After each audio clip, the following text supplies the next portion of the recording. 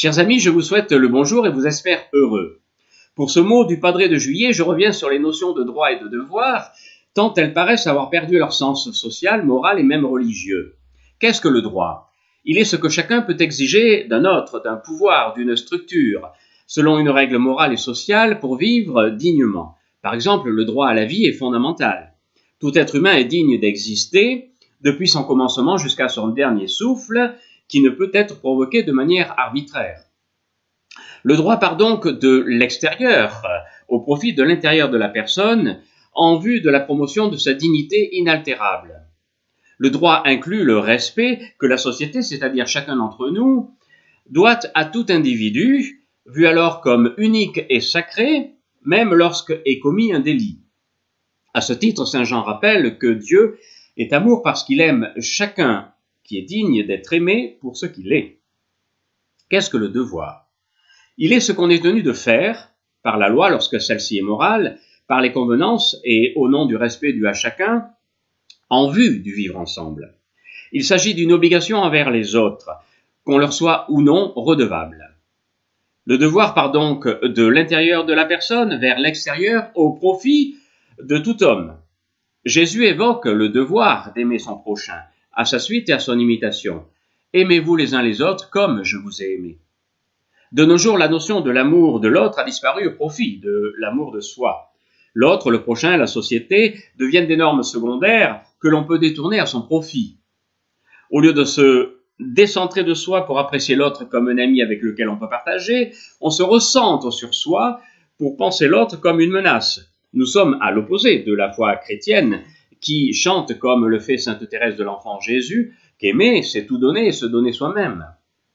Le bien vivre ensemble s'efface au profit du bien vivre individuel. Je me fais plaisir au gré de mes envies qu'il ne faut pas contredire. La notion de devoir collectif, sociétal et moral est dévalorisée au profit de celle du droit individuel et subjectif. La personne devient sa propre référence, son origine, son terme, bref, sa propre histoire. Elle se réinvente, se possédant au point de penser qu'elle n'a ni Dieu ni maître, mettant au second plan l'existence des autres. Elle ne vit que dans le présent pour lequel elle prône des normes définies selon ses propres critères.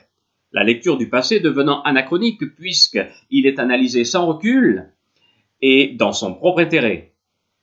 Ainsi, elle s'autodécerne le droit à tout pour son bien subjectif, si possible sans limite aucune, peu importe ce qu'en disent les autres, surtout lorsqu'elle se considère faisant partie d'une minorité. Le droit au bonheur à tout prix, incluant la reconnaissance que les autres doivent en avoir, pousse les adeptes d'un tel concept à s'émanciper des lois d'un pays pour créer leur propre idéologie, ce qui irrémédiablement ne peut qu'entraîner divers lobbies, voire des communautarismes, capables de faire pression sur les lois objectives et éthiques pour qu'elles deviennent des lois au profit de quelques-uns, changeant ainsi le concept même du droit. Sans mettre la faute sur elle, sans doute que l'éducation nationale, qui a souffert d'un nivellement par le bas, a participé à cet état de fait. Le prêtre que je suis a aussi le droit de penser, sans pour autant faire œuvre de nostalgie et de relecture historique, que la perte du terreau de la foi chrétienne et la disparition de sa pensée à tous les niveaux n'ont pas été sans incidence sur l'amenuisement des valeurs communes comme le respect, l'honneur, bien entendu le devoir, mais aussi la courtoisie, l'obligation envers les autres ou encore la bienveillance. Ceci est un autre débat qui nous entraînerait sur la réflexion de l'historiquement incorrect, pour reprendre le titre du pétillant livre de Jean Sévillat. Lors de la commémoration de l'appel du 18 juin 1940, le président de la République a entendu, de la bouche d'un des premiers compagnons du général de Gaulle encore vivant, la nécessité d'accomplir ses devoirs, quel qu'en soit le prix. Puisse cette sage parole résonner dans les consciences voilées par l'ignorance de la définition même du mot devoir. L'exigence a mauvaise presse. On préfère la facilité, mettant au premier plan l'émotion aux dépens de la raison. Oui, le devoir est exigeant, car il fait sortir de soi-même, de son confort, de ses certitudes subjectives. Il prône la construction à long terme.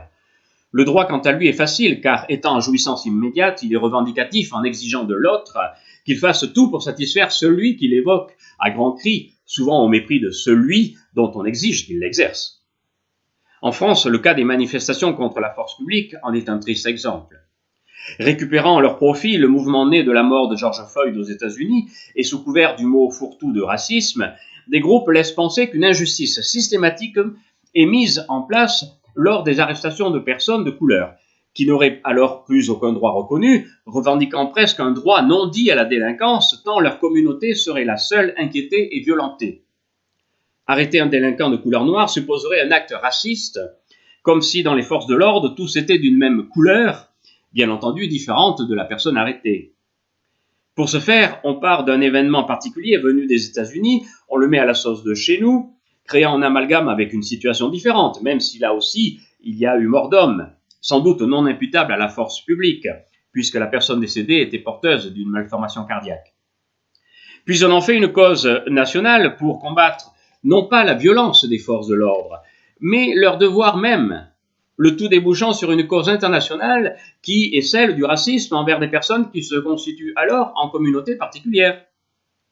Soutenir cette démarche a pour conséquence d'autoriser un droit au communautarisme ou au séparatisme, où les forces de l'ordre seraient jugées indésirables et provocatrices, n'ayant plus le droit d'intervenir, mais le devoir de laisser faire pour éviter l'affrontement.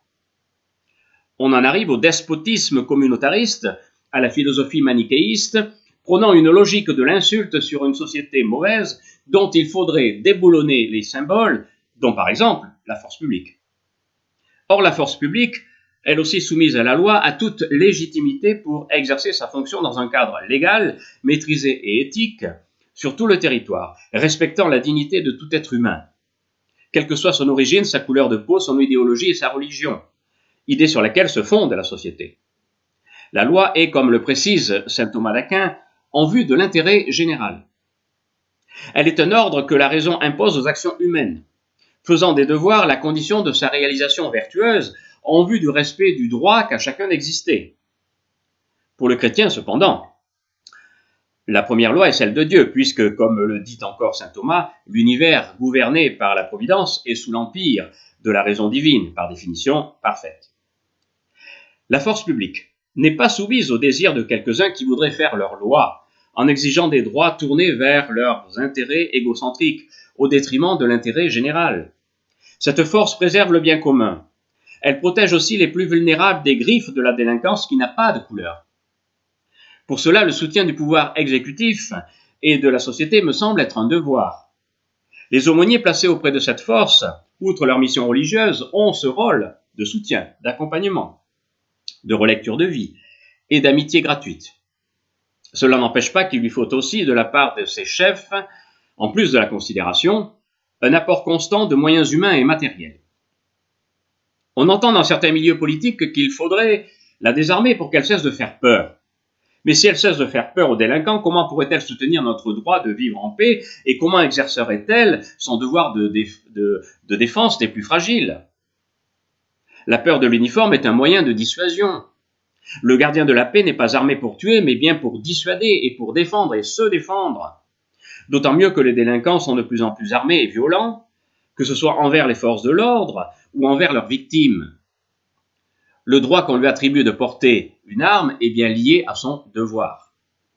Face à ce mouvement injustifié contre ces gardiens de notre paix, que reste-t-il à ces hommes et ces femmes issus de toutes les tranches de notre société, désireux de servir leur pays, sinon de crier leur désarroi? Ce cri qui vient du cœur blessé par ce malaise, et non de l'humeur comme l'a soutenu un ministre, n'est pas issu de l'émotion d'un moment, mais reflète le sentiment d'abandon et d'absence de considération. Les laissant se débattre contre l'idée qu'ils composeraient une force raciste et violente, abusant de ses droits et ne respectant pas ses devoirs.